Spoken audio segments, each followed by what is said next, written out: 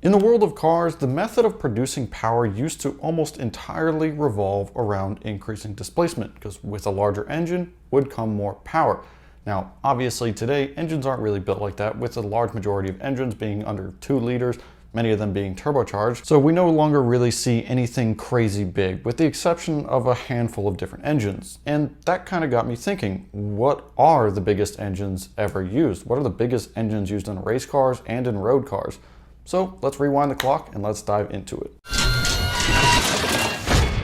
To start this off, we're gonna break this video into 2 sections. We're gonna have the production car section and we're gonna have the race car section, because there's quite a bit of difference between those two, so I think it's best if we break them apart. We'll have the race car section at the end of the video, and you'll definitely want to stick around for that because some of those engines are absolutely insane. So starting with the production car, things are a little bit confusing. If you look online, many websites defer to the 8.4 liter V10 used in the Dodge Viper as the largest production engine ever. But the thing is, there are much larger engines that were used by car manufacturers way back in the day. Because the definition of a production car changes depending who you ask, I think that there are 2 cars that we should look at for this section of the video, and the first is that aforementioned 8.4 liter V10 from Dodge.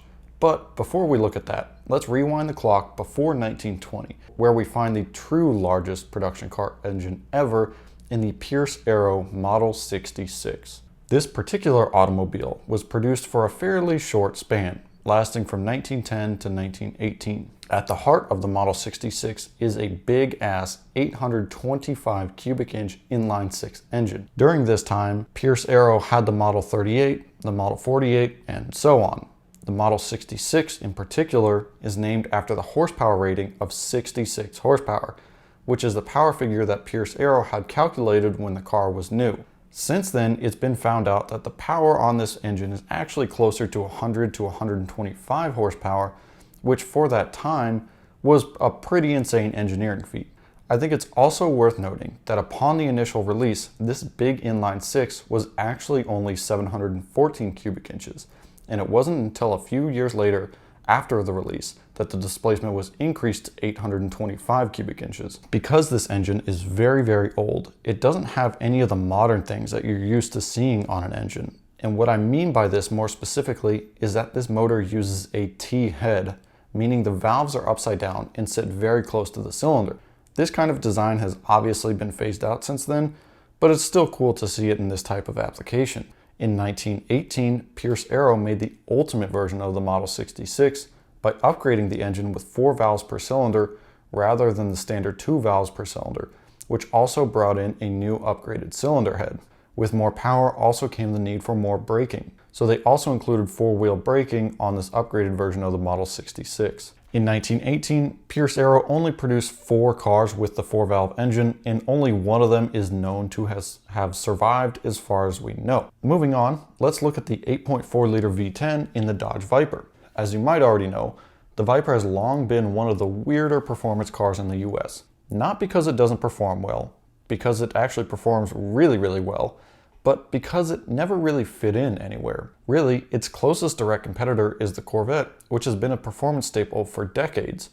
The Viper, on the other hand, has come and gone multiple times, with 5 generations of the Viper between 1991 and 2017. For this video, we're looking at the 5th generation of the Viper, which was available from 2013 to 2017 and comes equipped with an 8,382cc engine, which is a hair more than the 3rd generation Viper at 8,285 cc's.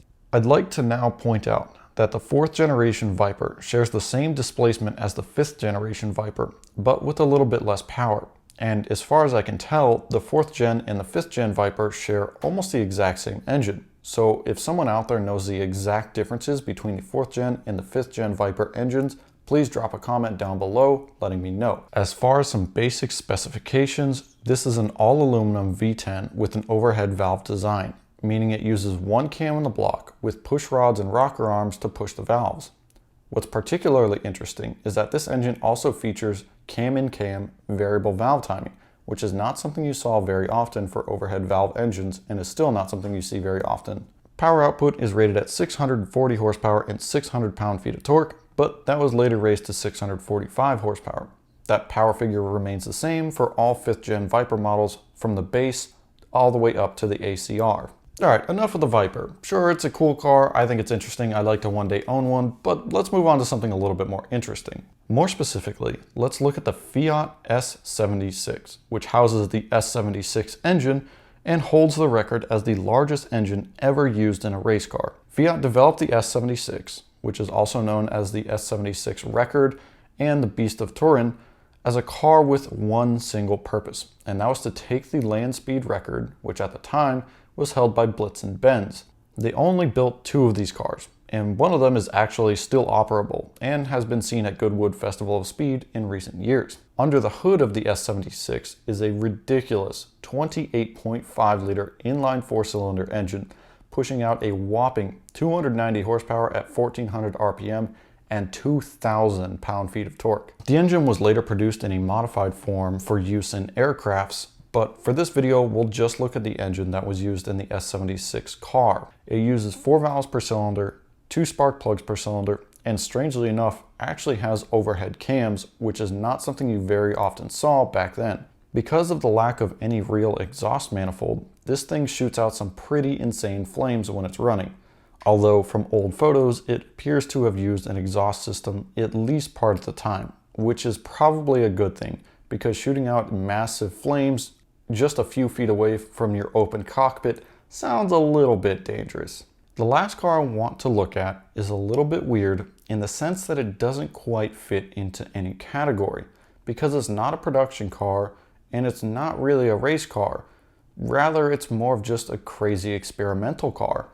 And that's the BMW Brutus with a 47-liter V12 engine made by BMW. The engine's original application was as an aircraft engine. The engine has 2 different power outputs, with a short-term power output of 750 horsepower and a continuous output of 550 horsepower, at least according to BMW. Strangely enough, the right bank of the engine and the left bank of the engine actually have different displacements due to different connecting rods. One of the original goals with the Brutus was to be able to reach 100 kilometers per hour at an engine speed of just 800 RPM. It's a strange goal, I know, but nonetheless, it is one of the goals, at least according to multiple sources. A couple of different drivers were able to push the Brutus to its absolute limits throughout the years, but only one driver managed to get it up to 200 kilometers per hour. The chassis is actually a 1908 American LaFrance fire truck chassis with a 3-speed chain transmission, which then sends power to the rear axle through a chain system. I think it's also worth noting that this car isn't technically a BMW. Rather, it's just an experimental car that features a BMW engine strapped into a fire truck chassis with a race car body. The BMW Brutus is currently in a museum in Germany where you can go see it. Unfortunately, a lot of the info floating around is conflicting. So if anyone out there has any crystal clear information on the Brutus, where it came from, and who actually put it together, I'd love to hear more about it. I don't know about you, but that 47-liter V12 sounds like a pretty sweet engine swap to me. It's kind of crazy that we no longer see airplane engines being swapped into cars. It was done a ton back in the 1900s, 1910s, 1920s, even 30s, 40s, 50s. Airplane engine swaps were actually fairly common because airplane engines just simply made way more power than car engines did at that time, whereas today that's not really the case. So we don't see airplane engine swaps anymore. Kind of sad, but it is what it is. I hope you guys enjoyed this video. If you did, please give it a big thumbs up. If you think there's anything I forgot or any cars you want to add to this list, drop them down in a comment below. I'd love to hear more about it, especially these old cars. I absolutely love this stuff. I think it's super interesting. Make sure you get subscribed so you don't miss out on future videos. Check out some of the other videos on the channel, and I'll see you guys in the next one.